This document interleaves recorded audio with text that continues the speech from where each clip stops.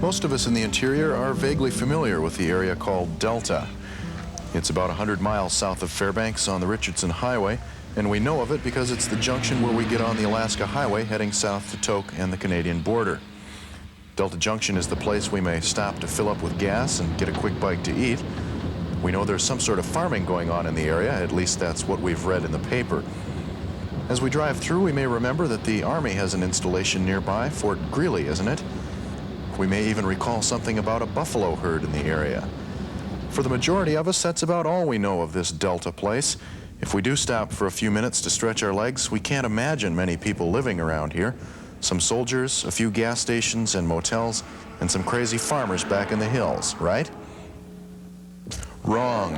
Including the military, over 3,600 people live and work in the Delta area, and most of them wouldn't live anywhere else. Fort Greely is a major cold regions training and test center for the Army. The Delta Agricultural Development Project is one of the most ambitious and thus far successful undertakings the state's been involved in since the construction of the oil pipeline. And the people, well, they're some of the friendliest folk you'll find. Opinionated, hardworking, determined, and fun-loving. You get the feeling this is one big, extended family. Pass the salad, please.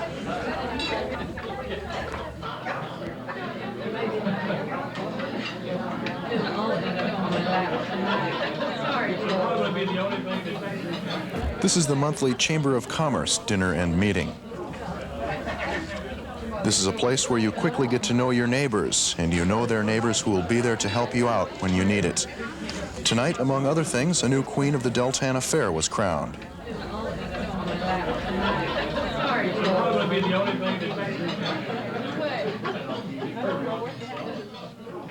Well, I had an honor in representing Delta for the past 6 months, and I really am proud to give this crown to Shirley so she can reign over the Delta Fair. I guess it's the fair. For the next 6 months.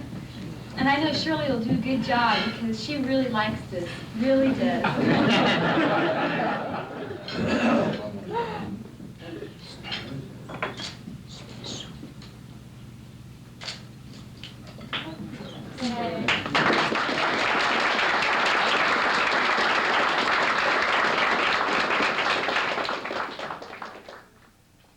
Not really much pretense around here. You know, you pretty well know where everybody stands. We fight among ourselves in the community, but don't nobody from the outside come down and because you're going to be in trouble from everybody. I think the people are, as a community, it's a good, warm, small community, small town community, and there's always a place for you here if you want to come in. People will listen to you, may not agree with you. People in Delta definitely take an active and informed part in their community. Back at the Chamber of Commerce meeting, Dave Johnson of the local Department of Fish and Game office talked about the Delta bison herd and efforts to resolve problems of the herd destroying crops. Fish and Game is an important state agency in Delta because this is a favorite area for sportsmen. Alaska's favorite winter sport for participant and spectator alike always draws a good crowd around here.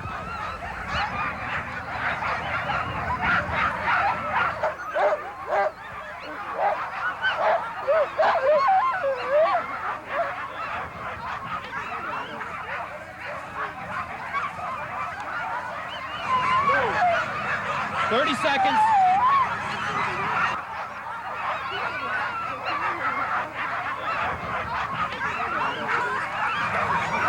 15 seconds.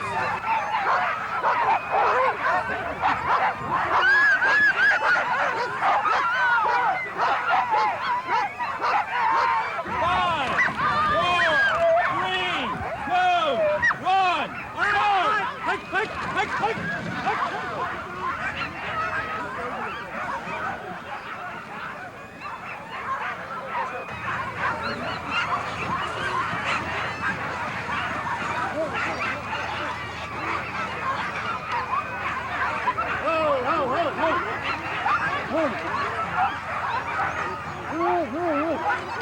My name's Mike Coates. I live in Delta. I've lived here for approximately 5.5 years.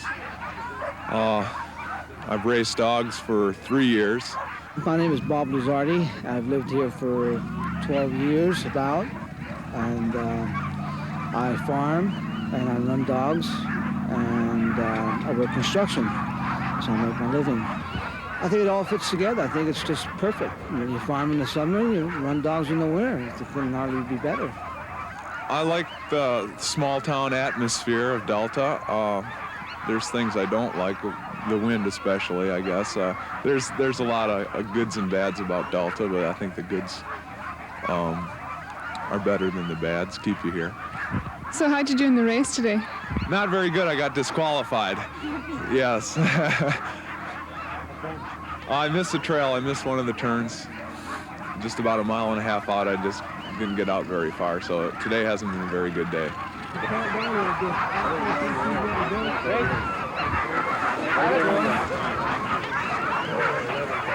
1 minute.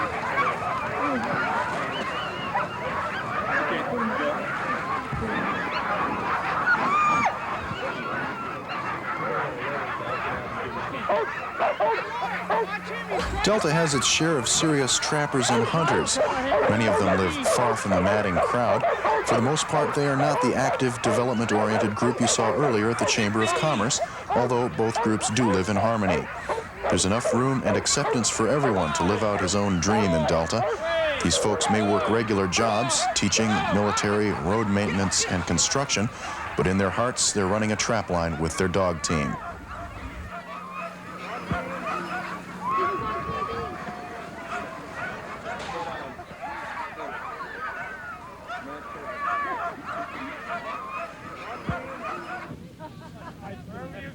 Dog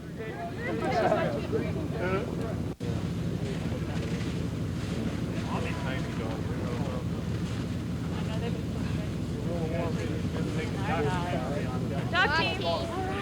Get across there.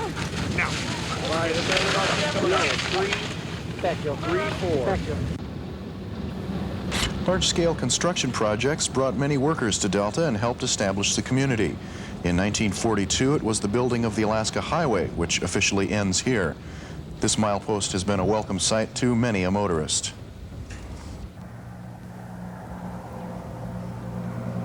More recently, the construction of the oil pipeline gave a boost to the local economy. Pump Station 9 is a few miles south of town and has about 30 full-time employees. Others work full-time on maintenance crews for this section of the pipeline.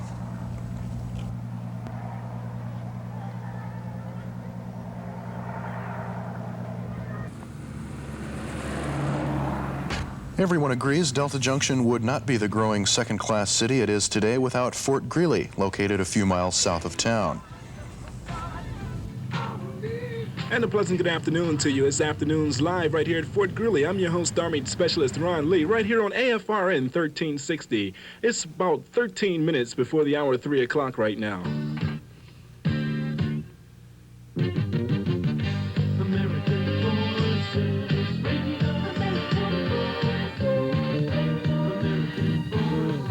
Originally constructed as an Army air base during World War II, it officially became Fort Greely in 1955. Its mission is to provide administrative and logistical support to the Army's Northern Warfare Training Center and the Army's Cold Regions Test Center, as well as maintaining the Allen Army Airfield.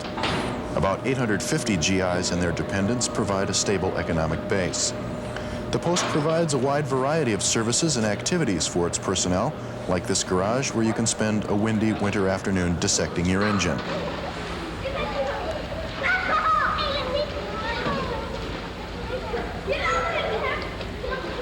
The residents of Delta are also able to enjoy many of the post's recreational activities, things like movies and swimming. More importantly, there are over 200 civilians working at Fort Greely, Delta Junction's main source of employment.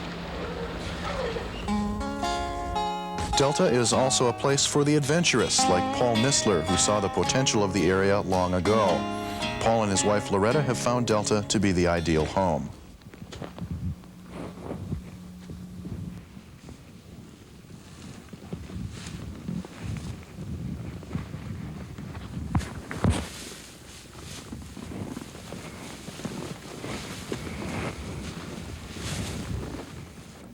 people come here for all different reasons. Some are up here because they've been in the military, and then when they are through with the military, they come back to work.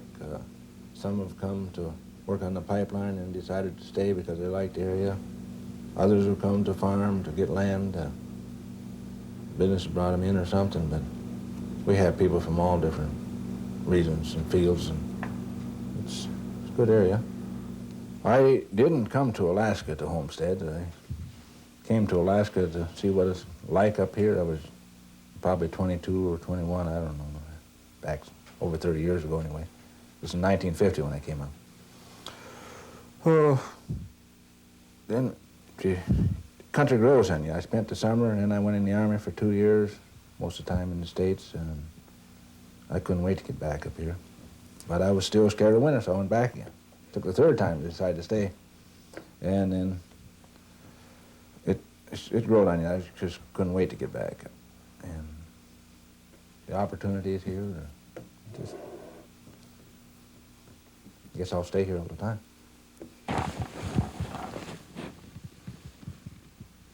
Too many people start things and then give up. You just got to keep grinding away, and pretty soon it starts falling your way. I don't know what to do with myself when I have 2 or 3 days, so I'm not going to retire. I'll keep hauling dirt, farming, hopefully keep hauling kids for a few more years anyway. In addition to the bus service, the Nistlers built and own the only office building in town. Loretta says her editorship of the Delta paper, which she helped to start, is her hobby.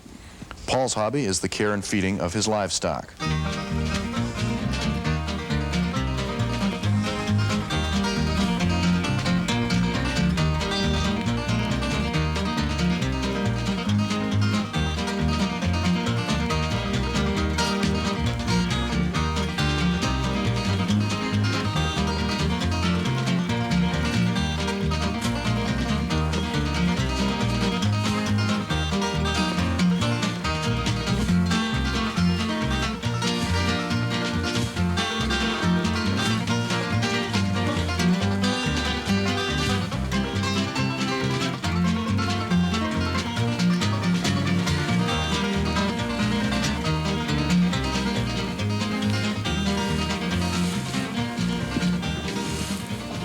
One of the first things that Paul and his brother did was to build a 1-mile road in to reach their homesteads. And we have one picture here of Paul standing out by the corner of Nistler Road and Clearwater Road when they put up a sign so people could find him. And the road was pretty primitive then. We had a lot of mud in the spring and a lot of snow drifts in the winter. I think that's probably one of the biggest improvements when the state rebuilt the road and took over maintenance of it. That's been a big help out here. 10 years from now, I suppose we'll have a population of about 10,000 people. I hope it don't happen just overnight. Kind of hard to buy school buses that fast and even finance. I hope it keeps going like it has in the past 20-some years, you know, gradual growth. I feel that any city, any business, or even any individual, if he doesn't keep going forward, progressing, he's going to go backwards. You can't stay even or the way you want it. You got to keep expanding, keep building. And I look for Delta to do it. These days, as for the past several years, farming is the main topic of interest in Delta. The main question is whether or not this could become the breadbasket of Alaska. The state has made land available, not enough land locally.